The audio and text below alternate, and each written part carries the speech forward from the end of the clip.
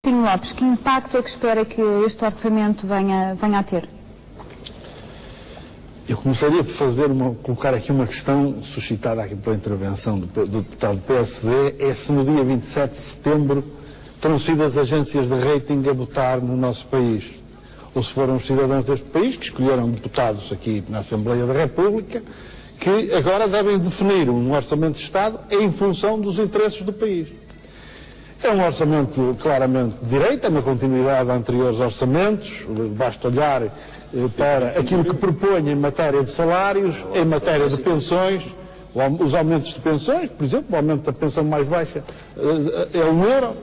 Só este aumento de pensão destes pensionistas está absorvido pela subida da fatura elétrica, por exemplo, de energia elétrica, mensal. É um orçamento que não responde aos problemas das pequenas empresas. Os partidos de direita deixaram inclusive a cair o fim do PEC, nós podemos dizer que caiu a máscara aos amigos das pequenas empresas. É um orçamento de privatizações e isto define o conteúdo claro de um orçamento, não apenas quanto aos trabalhadores, os reformados, os pequenos empresários, no fundo as classes com maiores dificuldades no quadro desta crise, mas é também um orçamento incapaz de responder à crise que vivemos. Não só porque não responde aos problemas da necessária dinamização do mercado interno, pelas razões que já referi, mas também porque é um orçamento de corte no investimento público, mais uma vez.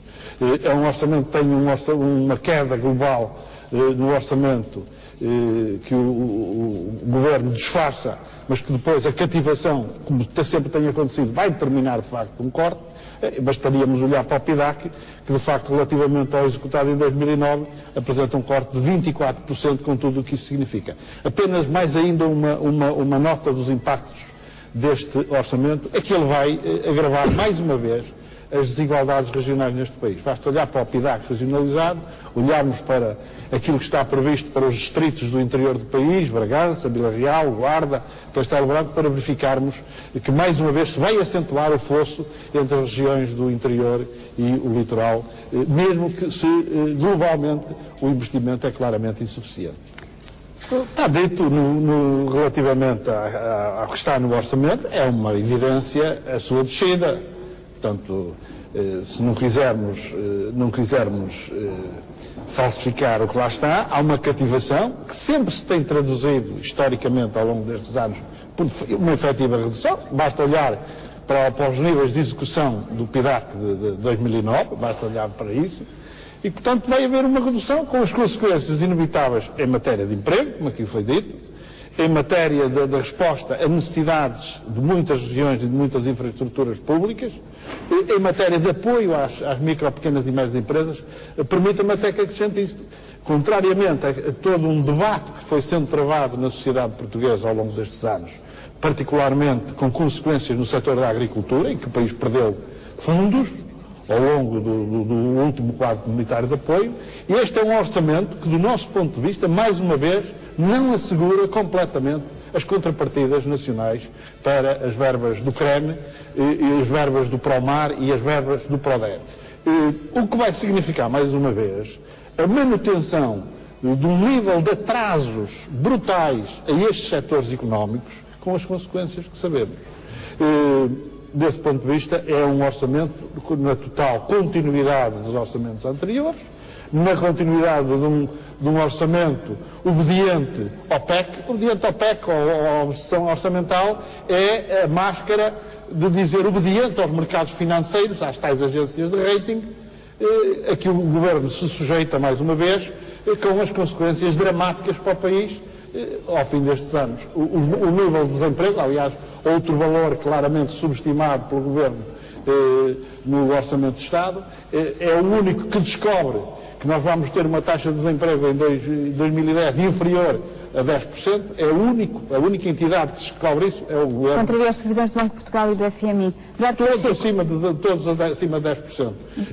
É que o Governo, nós podemos dizer que o Governo, perante o desemprego, a taxa de desemprego, está claramente de braços caídos, conformado com essa situação, sem tomar as medidas, particularmente ao nível do investimento público, capazes de responder a este principal problema do país. O PCP, mais uma vez, vai dizer que não é pelo desregramento das contas públicas, somos pelo rigor das contas públicas e pela consolidação orçamental. Mas há aí duas mistificações habituais que eu gostaria de sublinhar. A primeira é de que este orçamento propõe, de acordo com, aliás, orçamentos anteriores, é o único possível. Não é o único possível. Há pelo menos duas questões a ter em conta. Primeiro é o ritmo dessa consolidação.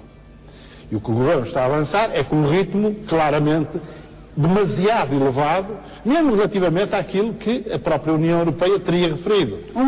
Agora, a pressão das agências de rating, dos mercados financeiros, é bom sabermos o que é que está por trás disto, isto é, os causadores da crise em que nos encontramos, que leva o Governo a acelerar esse ritmo de consolidação. Era bom que ao nível dos órgãos onde se encontra o Governo português e outros governos podem ser afetados por isto, colocassem esse problema.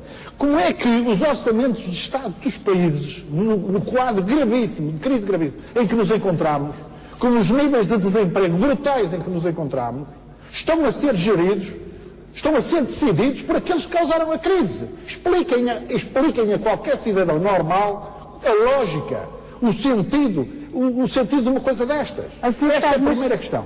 Em segundo lugar, porque há depois aqui uma mistificação completa, que é esta de descer ou subir os impostos, as contribuições, o fisco, a fiscalidade. Porquê? Porque num quadro de diversíssimos impostos e de diversos contribuintes, há os que podem subir e há os que podem descer. Por exemplo, nós pensámos que era possível eliminar o PEC. Era possível reduzir o IRS aos trabalhadores de mais baixos salários, desde que o Governo fizesse outro tipo de opções de matéria fiscal. Em matéria, concretamente, por exemplo, taxar os dividendos, taxar as mais-valias, como várias vezes temos proposto, taxar de uma outra forma a banca. Num quadro de crise como este, o Governo descobriu agora que podia ir até aos 18%, 18,75%, segundo aquilo que hoje ouvi o Primeiro-Ministro dizer. Em primeiro lugar, é um reconhecimento de facto de tudo aquilo que o PCP andou a dizer ao longo destes anos relativamente à taxa efetiva de IRC por parte da banca.